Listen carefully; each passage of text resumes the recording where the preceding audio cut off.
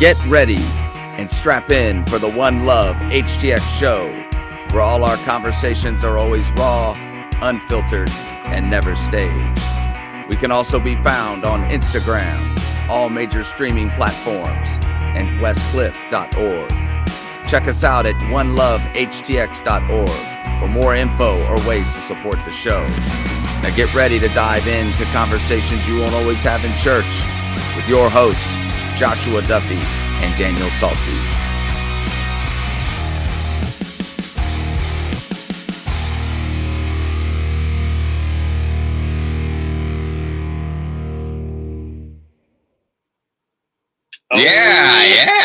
How I miss that guitar. That's great to be back. So we're back here in the most awkward way. If you are watching on YouTube, you got three of us. We've never done this before. No. We've actually done a setting where we all had microphones and it was good. But today we have a special guest and decided to make it really awkward. So if you're not watching on YouTube, I would suggest watching it on YouTube because it's kind of funny looking. So you might see my eye and my ear and, something occasionally. Awkward Studios coming to you from Houston, Texas. Fantastic. Yep. So welcome back. Another episode of One Love HTX. This is episode 100 and something, 4 seasons in, having a great time. Connected, obviously, to Pilgrim Lutheran Church out here in Houston, Texas. If you're looking for a church, this is the place. If you're looking for something that feels like home and wonderful, wonderful people who accept you as you are, this is the place to come visit off Chimney Rock and Beach Nut. And also connected, if you want to watch some other great podcasts and episodes and insight into Duffy's brain, westcliffclimb.org is a great one, also on the YouTube channel. So just always having fun. And I also uploaded my CT scans of my brain, if you want to know more. I'm going to leave it there. Only a few spots. That's right. Only a few spots. All right. So let's get started. I'm going to let Duffy start this off and kind of introduce what we're doing here and who we're with today. So take it away. Sir. Yeah. Okay. Well, this is, we have with us a very special guest, Mr. Kevin Hrebik. Now, I'll just kind of give you high level here. If you have read, there was this new up-and-coming author named J.P. Duffy who came up with a book called The American Christian and the Religion of the New Roman Empire. Famous. That's what I've heard. It's at least 300 of his friends worldwide have downloaded it. The editor, actually, is Mr. Kevin Hrebik as well. Oh, that's news. So if you're out there and you want to figure out how to turn in a dissertation that actually has proper grammar, this is your guy. So not only is he a person who can kind of help edit your works, he's also a pretty accomplished author himself. Amazing insights as a counselor, and has served faithfully in a women's prison. I'll let him tell you more about the when, where, and the how of that for many, many years. And so we wanted to have him on. I thought he could give some great insights to not only what his ministry looked like, but also just like the human condition as well. We make a lot of shows about that on Netflix and stuff, the inside of prison life, what's going on, what's the deal. And this is a man that has served so faithfully in that capacity. So, Mr. Kevin Hrebik, thank you for being with us, brother. Yeah. Well, thank you. That was a great introduction. How many years have you been in this? Well, let's see. I was a prison chaplain, jail, hospital, and prison chaplain for about 15 years. Okay. But the 10 years at the jail he's talking about, Plain State Jail, the largest female unit in Texas, 2,250 women. And yeah, it was a job. Okay, so there's the twist right there. Because typically, I know a lot of guys that work in prison ministries and things, but they're typically in male prisons. But you are going into female prisons. Yeah, and my thing is it's about 4 times as much work per inmate. Just estimating. We'll leave that there. Now, I have something to base that on. Okay, please. There are these things called I-60s. Right? Okay. These are inmate requests to an official. All right, so a piece of paper, half a sheet of paper. So I helped out at male units, like Hightower, about 1,400 men. and I got about maybe 25 I-60s a day. Okay. And I talked to other chaplains, and give or take, maybe 50. At Plain State, I got 200 a day. Wow. 200, 250 sometimes. Wow. So a lot of difference, and it's just the difference of men and women. A lot of different words people used. They're more expressive, etc. But it's a lot of work. They're not shy about asking for things. They're not shy about asking 10 days in a row, things like that. But you know what? It was also one of the most rewarding experiences of my whole life. Right. Yeah. The things that God is doing behind bars. I mean, it's just amazing. There's a lot of stereotypes out there. And, a lot of people still think, well, they did the crime, let them suffer. Give them bread and water, that kind of thing. But that isn't God's view. They're still human beings. They're still his children. He still loves them. He still has plans for them. And God is alive and well. And I just saw it in 1,000 different ways. It's one of the stereotypes that they can't imagine that prisons are actually program rich, at least in Texas. Yeah. I don't know about other states. But for example, we had 150 events a month. Wow. Involving about 50 different ministries throughout the year, about 700 individuals. So that was a lot. Mm-hmm. Even for that many inmates, we had a very busy chapel. And a lot of inmates got rehabilitated. And I saw it with my own eyes. I saw the changes. I saw the growth. I saw the maturity, the repentance. And it was just a wonder to watch. Yeah. Yeah. Well, it's funny. My daughter, if you talk to her about, jail time or prison or anything, not that she's been, but she doesn't like the system. She, in her head, she's been taught through social media and everything that the prison system is bad and just creates worse people. And there might be some truth to that, and that's neither here nor there. But when you and I had this conversation in the hallway, we were just talking about everyone has different timing. Everyone has different just relationships with God, and when it comes, how it comes, where it comes. And prison, I mean, in all the things that I've been working with through the years, in different realms, not in prison, but just in lower income areas, and where prison has been, like we were in Brookshire, where it's 70% of these kids are fatherless, and a lot of them are in prison. But there's a lot of, we hear the stories too, like things that the rappers here in Houston, the Christian rapper group here that's run by a guy named Trey Nine. He does a lot of it.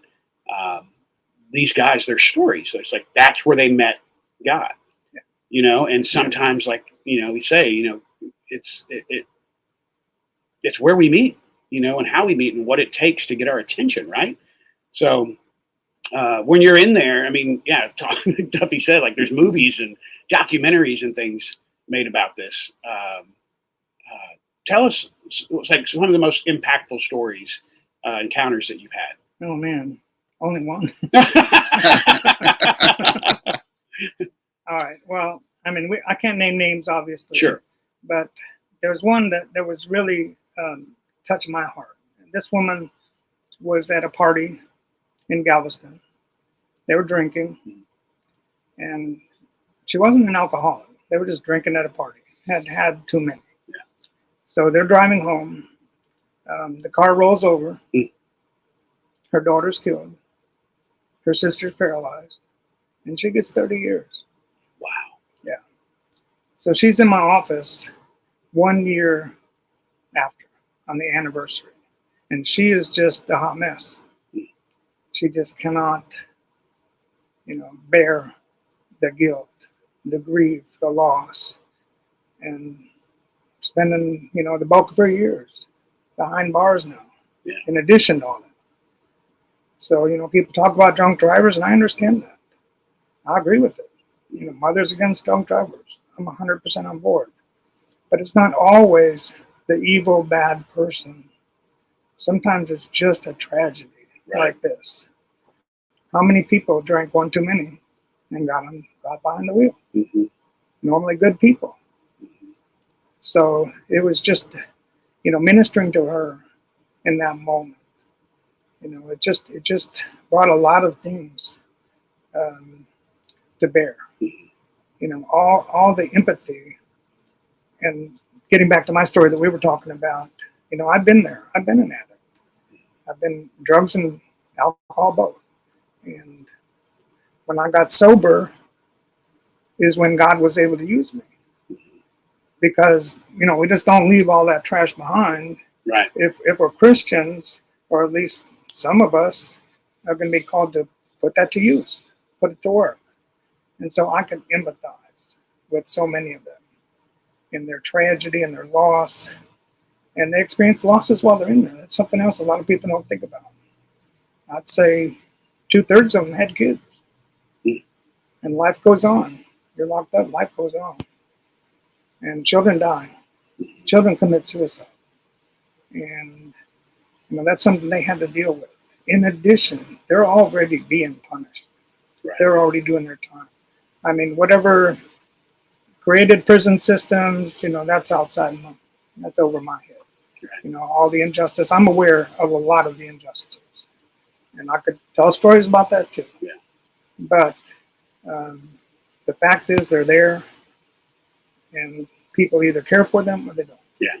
And that's a good point too, because in everything, right?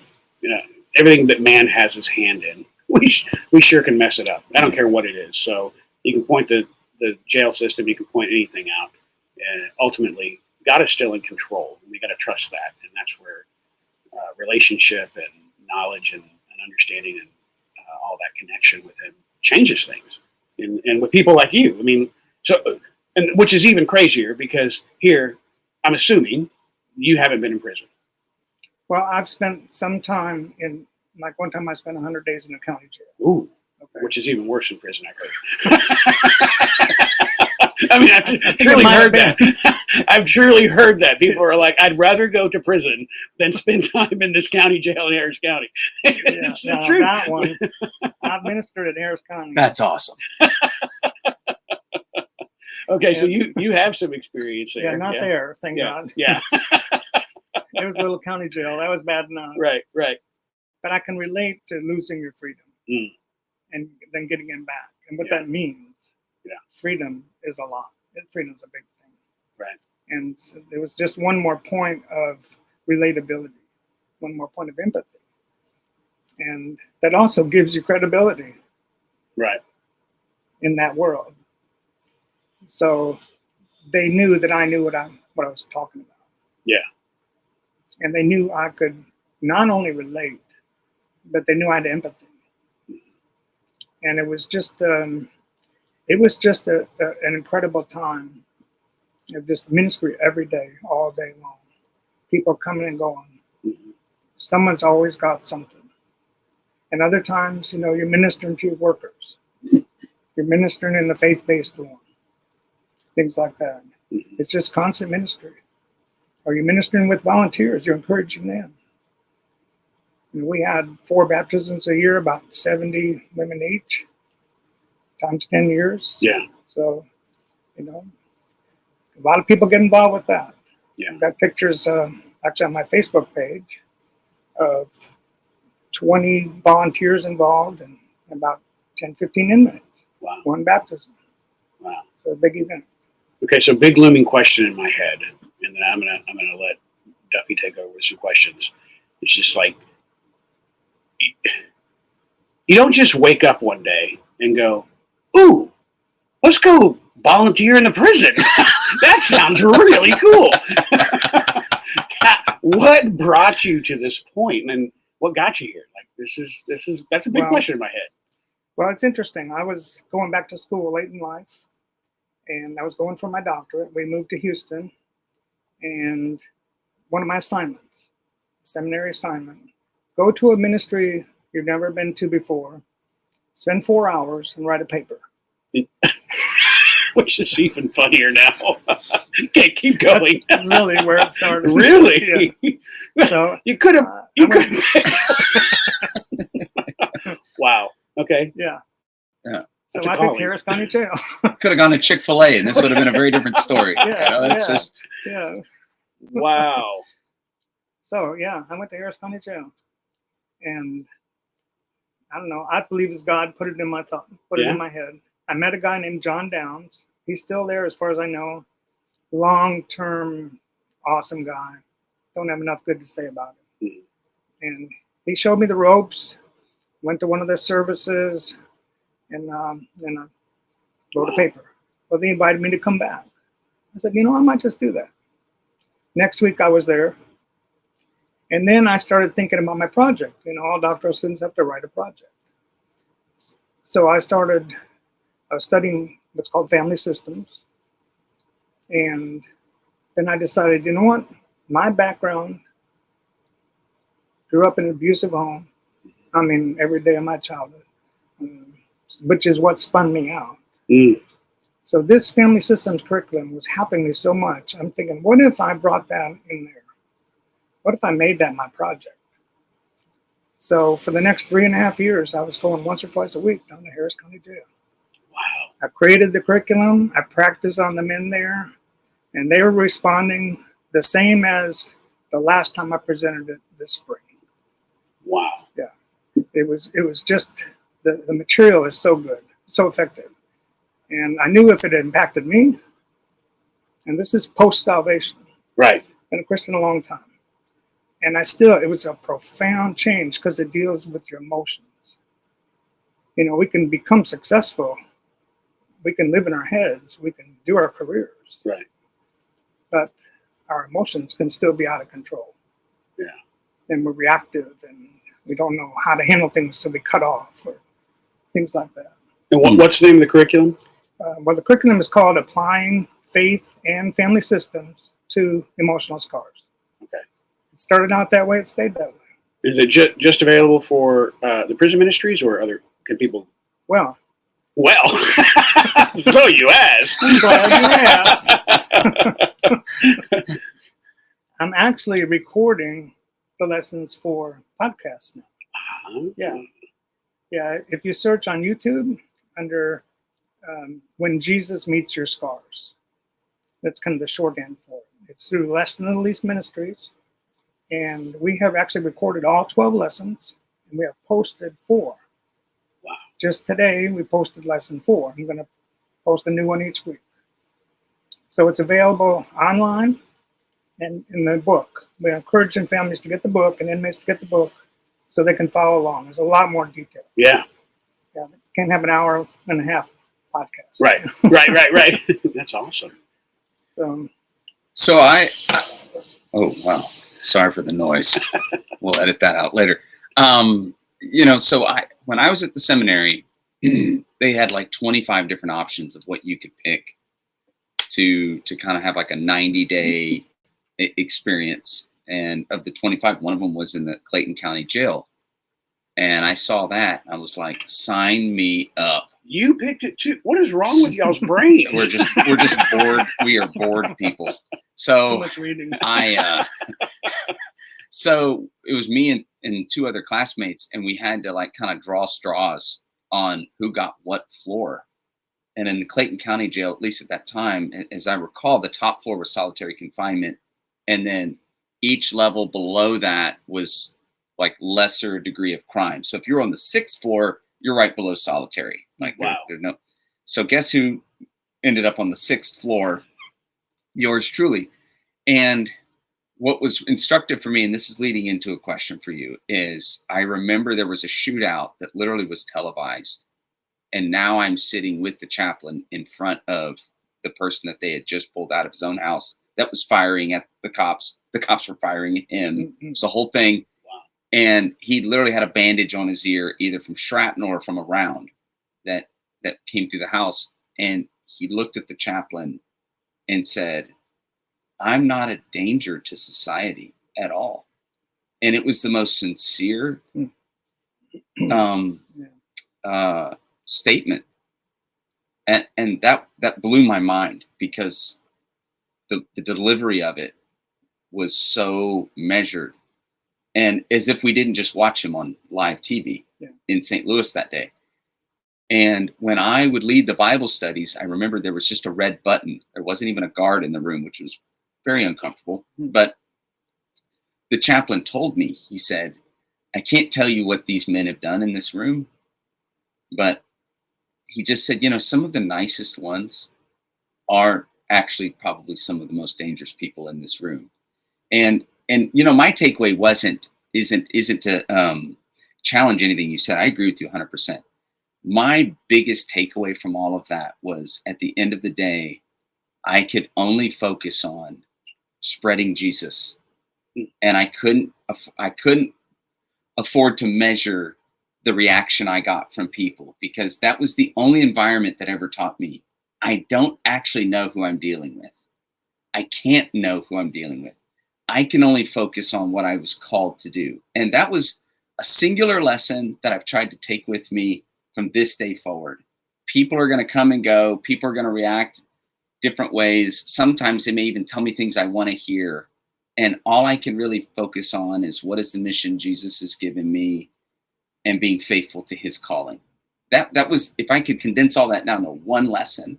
And I'm just curious, in your incredible ministry, are there any tidbits like that you would pass on to us that you've learned that kind of transcend the whole thing? Does that make sense? Makes perfect sense. I don't know if I'll have a good answer. That's all right. Do the best you can. All right. So it would be naive to think that your message is going to reach everybody. That would just be pure naive. Obviously, there's going to be hardened hearts, just like in the world. It's just like a microcosm of the world. Yeah. They just haven't been caught yet. Yeah. So, or else they haven't yet done that thing that would get them there. Right. So they're all packed together. They're uncomfortable. I mean, it's prison. It's not supposed to be fun. Yeah. But even so, God's working, and I've seen God work enough. After a while, you start seeing God work. You start seeing affect change. And one girl came into the faith-based dorm as a pagan, stated pagan. And I took a chance on her because we could choose who was in there. And I said, you know what? Let God do his thing. She was getting baptized by the end of that curriculum, confessing Christ. That's cool. And it was a beautiful thing. And so sometimes, even though the reaction might not be what I wanted, although most of the time it was pretty impressive. It was a lively bunch. And,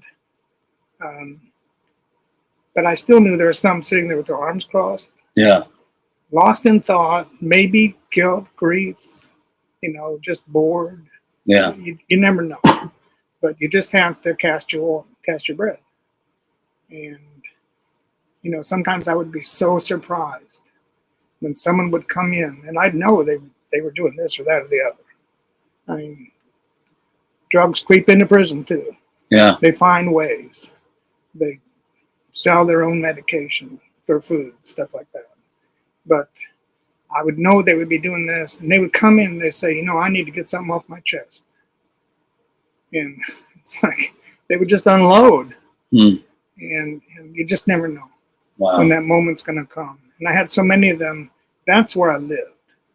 I lived for the ones who were receptive. And I hoped for the ones who weren't. Or if they were, I didn't know about it. Maybe, Plain State Jail was a transfer unit. Like, there's 2 transfer units for women in Texas. They come in there, get acclimated to prison life. It used to be they'd only stay 2 years. And then they move on to a long-term unit. So maybe at the long-term unit, they're going to finish finding what they started to find. But I have to believe that God does not abandon them. I saw too much work being done, spiritual work being done. And we were, if they left the same, it was on them. They couldn't say, the prison didn't offer enough. Because we had wall to wall. We were throwing classes at them, seminars, We had Day with Mom twice a year. They get to be with their kids all day. Wow. Stuff like that. I mean, we had baptism. We had crusades. We had all kinds of special events. And if they left and just refused all of that, and just left exactly the same as they came, and that's on them. I love what you said. Live for the ones that you could help and hope for the ones that were rejecting it. To me, that encapsulates those of us that are trying to reach people that we love. Living for the ones that are receptive and hope for the ones that are rejecting it. Exactly, yeah. Oh, that's great. Wow. Yeah, it was a great learning experience. It was a great spiritual experience. I grew by leaps and bounds. My body was failing me, my knees were failing me, and the agency was changing. And that's a whole nother conversation right there. Might have to come back. Right. But, wow. It was time for me to retire, but I'm still doing the same ministry. When you're called to it, you're called to it. Right. Now it's a different venue. Now it's online. Now it's by podcast. But we're also reaching inmates across the country with Pando. You're familiar with Pando? No, tell us about it. Oh, you're not? No. Oh, well, let me tell you. Just a new technology? It's passing us up. Is it not obvious we're high tech? No? You are high tech. You're in the middle of it. It's just being put on inmate tablets. Oh. Yeah, this is the biggest paradigm shift in incarceration that we've ever known. I have heard about this. I don't know who it was, but someone asked me if we were on that. And they said, you should talk to somebody about getting on that tablet because all the inmates have it and get the podcast on there. Yes, I can tell you about that. Please do. The ministry where I'm recording is Blessed Middle East. And they've had a presence there for about 3 years now, I think. And they have, 18,000 subscribers in 35 states. Wow. Yeah, and it's growing because Pando is growing. This is the best new idea. So let me back up a little bit. Okay. You like history, right? Yeah. This is real quick. Okay. Not gonna put you to sleep. 1986, 40 years ago. Recidivism in Texas was at 86%. Inmates ran the asylum. It was all racially segregated. It was a brutal place. Newsweek ran an article, America's Bloodiest Prison, talking about the East End. All the thousands of stabbings, all the murders, etc. TDCJ decided something has to be done. They created this thing called Rehabilitation Programs Division, RPD. Okay, started bringing in chaplains. It's better than RPG. Yeah. It's a spiritual rocket. There you go. They started bringing in chaplains and hiring them, and they started having programming. And right away they started noticing the difference. Wow. So fast forward 40 years, when I started 2015, don't do the math because it's not going to be exact, but it's down to 18%. Wow. From 86 down to 18. We were leading the country. And everyone's looking at Texas. What are you guys doing different? Well, we're trying to rehabilitate them. We're actually bringing in volunteers, religious volunteers. Before COVID, TCJ had 27,000 volunteers. Wow. 23,000 of them were religious. Most of those were Christian. Wow. So that's what made the difference. And give them programming, actually teach them some things instead of just punishing them, which proved that it didn't work. Mm-hmm. Didn't work at all. Most of them were coming right back. So give them something to do, give them something to think about, give them something that might change their heart. And what do you know? They're not coming back. Wow. Year after year, it's going down. It's going down. So rehabilitation. So those tablets, you guys are the programming, so this was the next big step. Okay. That's where I was going. I'm glad you got me back on track. Well done. Squirrel. Me in. We can do the same. Shiny. So the next big step in rehabilitation were these tablets. All right. So it's not like our tablets with Wi-Fi. Right. It's a secure system. It's run off a thing called Securus, and they can only access certain things. Those ministries, mostly ministries, have to pay to put content on there. It's pretty substantial, and they can only contact people on their visitor list, and that's already been screened. Okay, so it's not like they can just connect with the world. Right. All right. So, but it gave them something to do Mm-hmm. in their cells, in between church once a week, or in between this class once a week. They'd have something to do night and day. Wow. And they're mostly watching worship services, sermons, classes, all kinds of content that's helping them. It's mostly Christian. Right. And all kinds of people are getting into all kinds of new things for them. So what if it's out of boredom? If they're going to watch it and something's going to start clicking, that's all worth it. Yeah. Wow, that's amazing. That's really cool. Yeah, and so the biggest one is God Behind Bars. They're kind of running the whole show. Mm-hmm. Huge ministry of 20 employees, but that whole thing, I don't know if it started in Texas. I don't know where it started, but there was a point about 3 years ago when all inmates were going to receive tablets, and then it was the process of getting them, and then adding the hardware for the securest, right, and then all the charging stations and all the dorms and a lot of technology.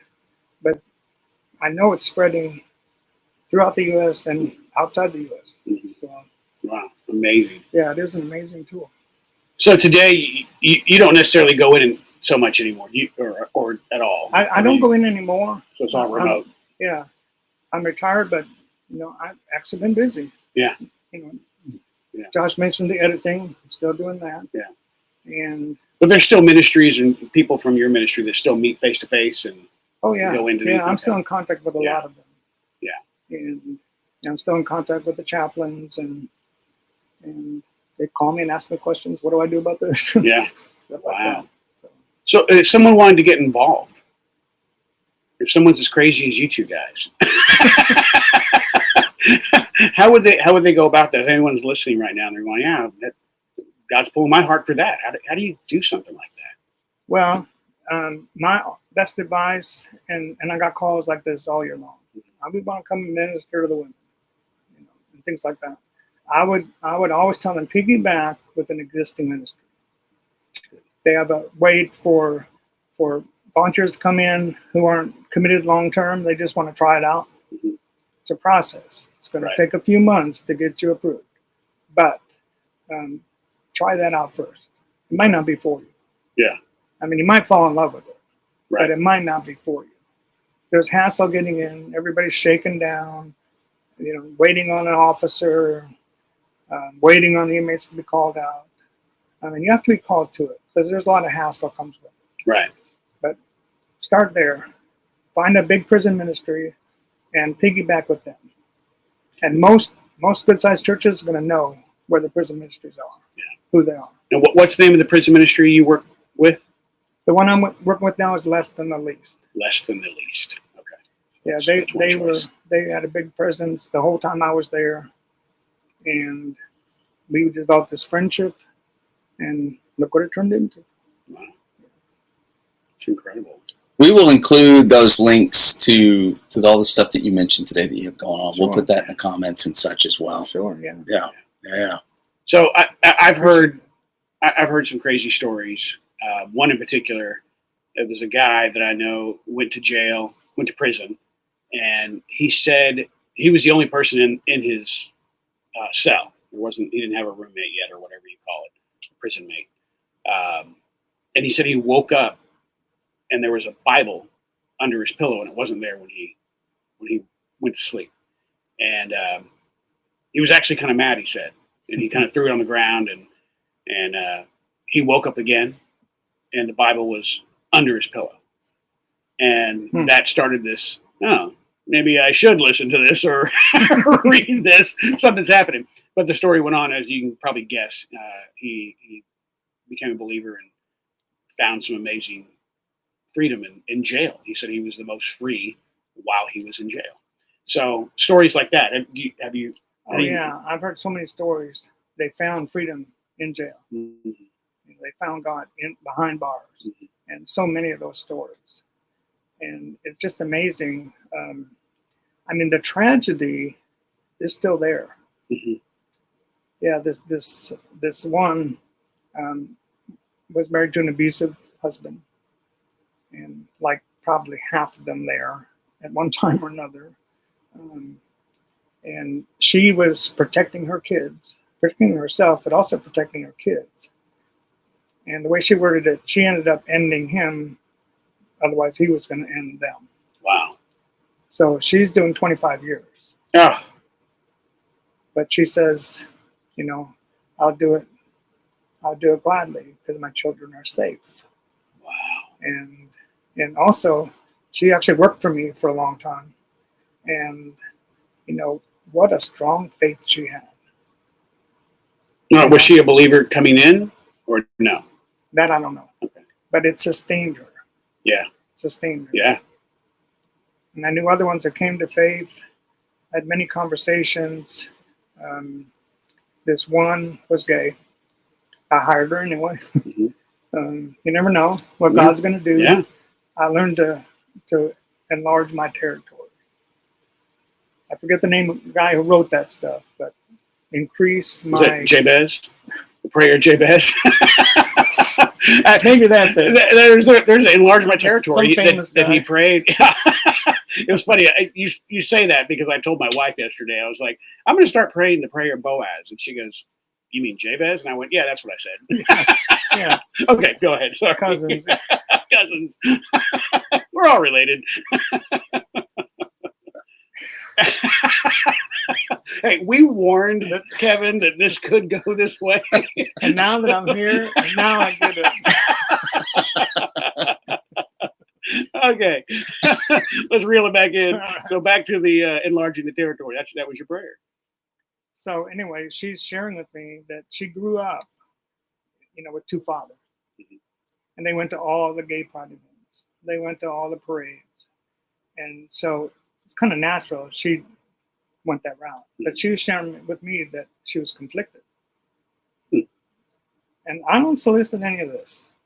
Yeah. And I think that's why they felt free to come to me, because I never judged them.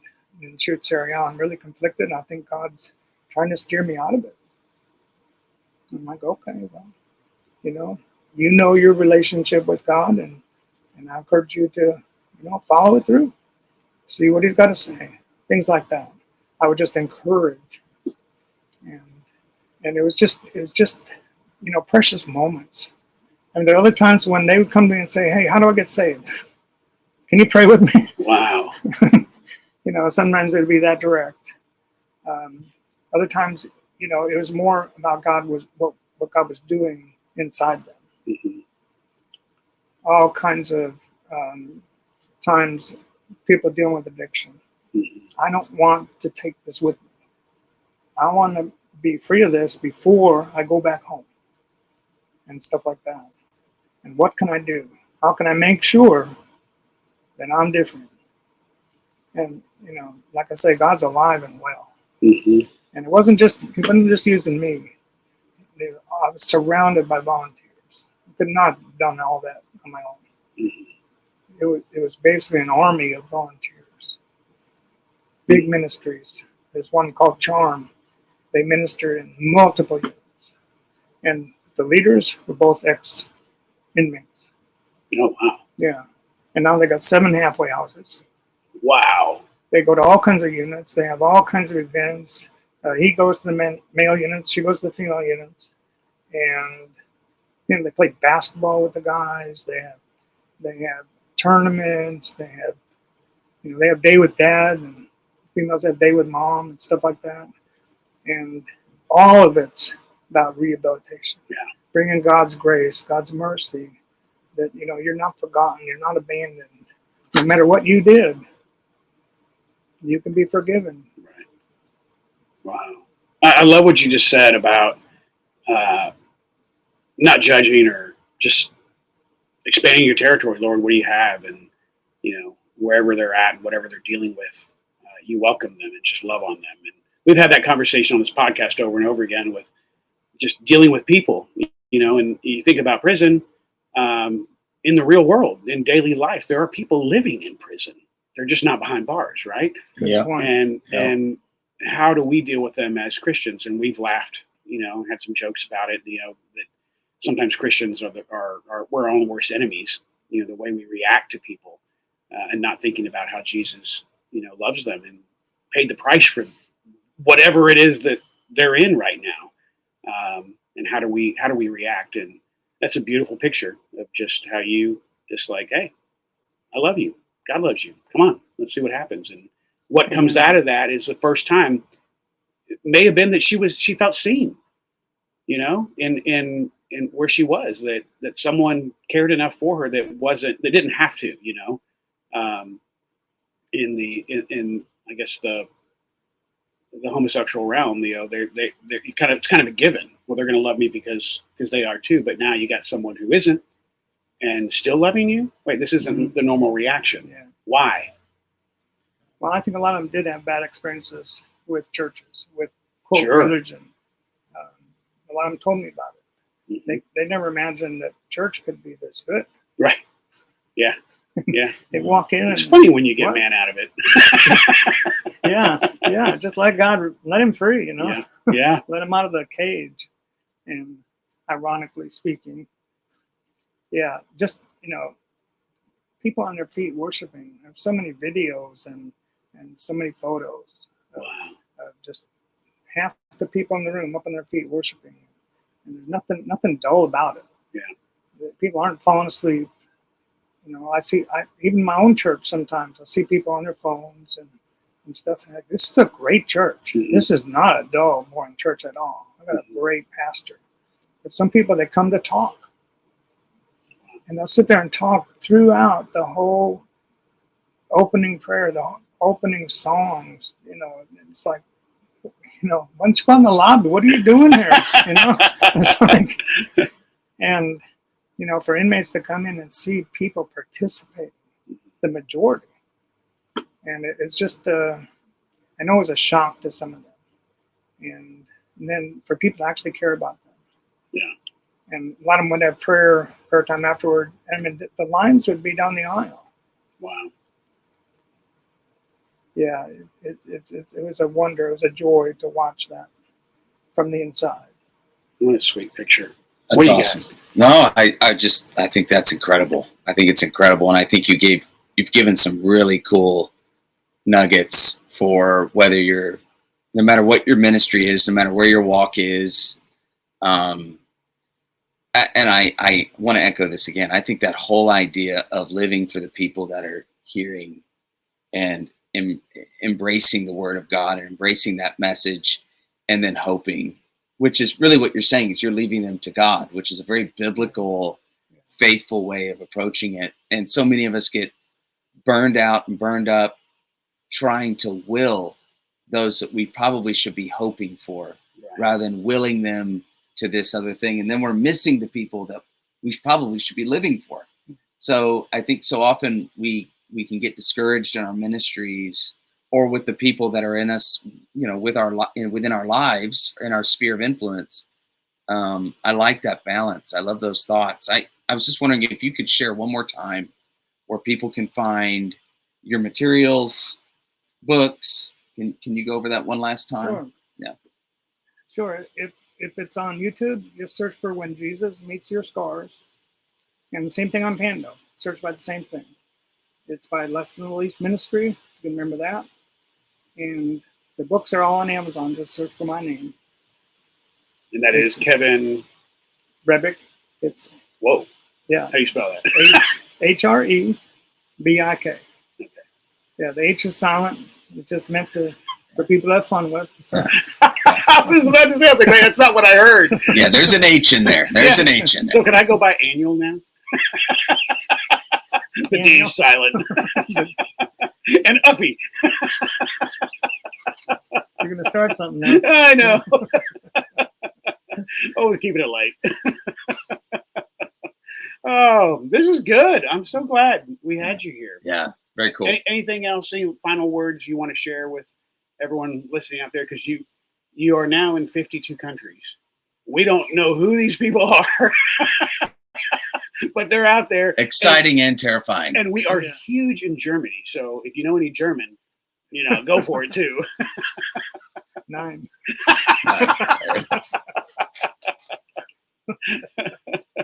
And all I can say is let God work. Let God work. Awesome.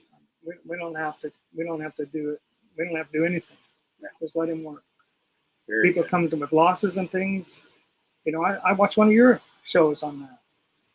That it's not about what you're saying. It's just you're just there. And they'll come in and they'll pour their heart out, and then 20 minutes later leave and say, "Thanks for talking to me." So I hardly say anything. Right.